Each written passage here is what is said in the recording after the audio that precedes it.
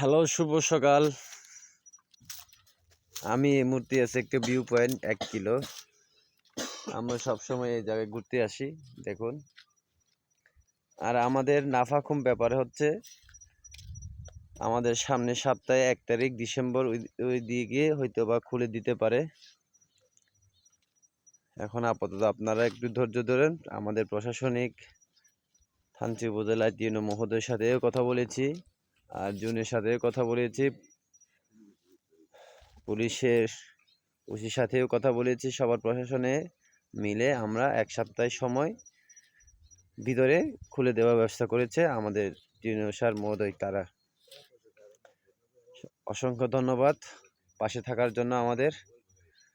আপনারাও একটু ধৈর্য ধরেন, আসবেন। এখন আপাতত রেমাক্রিত যেতে পারতেছি না, রাজাপথা পর্যন্ত আসতে পারবেন যারা যাইতে চান। তার উপরে যাওয়া হবে না। আগামী সপ্তাহে আমাদের টিএনও স্যার মহোদয়গুলো খুলে দেওয়ার ব্যবস্থা করেছেন। সকলকে ধন্যবাদ, ভালো থাকবেন।